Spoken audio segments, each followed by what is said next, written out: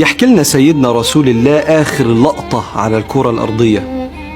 قال: ثم يبعث الله ريحا طيبة كريح المسك تأخذ أرواح المؤمنين، ثم تقوم القيامة على شرار الخلق، ونفخ في الصور فصعق من في السماوات ومن في الأرض إلا من شاء الله.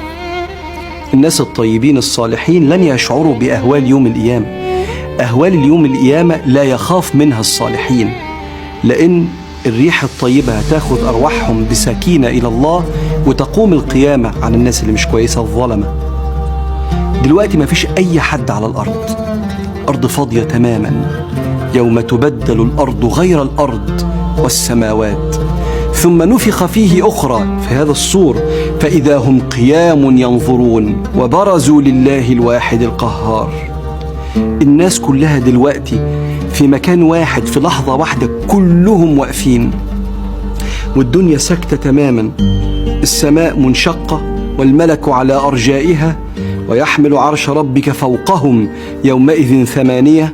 سيدنا جبريل واقف والملائكة صفوف يوم يقوم الروح، سيدنا جبريل والملائكة صفا لا يتكلمون. والناس كلها مسيطر عليها شعورين، جزء بيقول ماذا أقول لربي، وناس تانية بتقول أنا واثق في إكرام ربي. ومش هيبدأ الحساب إلا تطيبا لخاطر سيدنا رسول الله، فيشفع أن يبدأ الحساب، فيبدأ الحساب إكراما لطلب النبي عليه الصلاة والسلام: ارفع رأسك وسل تعطى واشفع تشفع. وقبل ما يبدأ الحساب ينادى عمن كان له عند الله شيء، من كان أجره على الله، فلا يقوم إلا من عفا. الناس اللي كانت بتسامح في الدنيا عشان تحافظ على العلاقات، فمن عفا وأصلح فأجره على الله. يقوموا قبل الحساب يروحوا مع أهل اليمين، وينادي النبي الأول على 70,000 واحد وواحدة مننا بالاسم، ياخدهم صلى الله عليه وسلم من أرض المحشر: وقفوا على جنب، انتوا داخلين الجنة من غير كلام، بدون سابقة حساب ولا عذاب ولا عتاب. فيعطي ربنا مع كل 1000 في 70,000 70,000 آخرين إكراما لسيدنا رسول الله. وتقف الملايين دي كلها مع بعض تتجمع عند مشهد أهل اليمين، ويطلع الله، ثم يأتي ببعض الناس يطلعهم على عفو عنهم، يقول له أتذكر ذنب كذا وكذا، حتى يظن العبد أنه هالك. أيوة يا رب فاكر.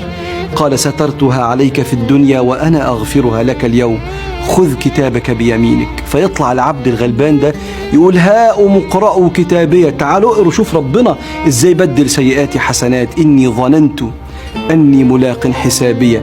فهو في عيشة راضية، الحياة نفسها العيشة راضية.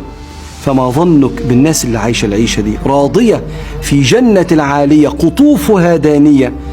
الإنسان في الجنة مش هيمد إيديه، مد الإيد ده عمل، ده بذل مجهود.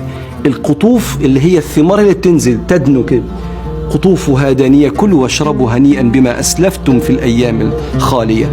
فاللهم يا رب اكتبنا عندك من أهل اليمين، واحشرنا في زمرة المحبين المقربين، ولا تخزنا يوم يبعثون، يوم لا ينفع مال ولا بنون إلا من أتاك يا رب بقلب سليم.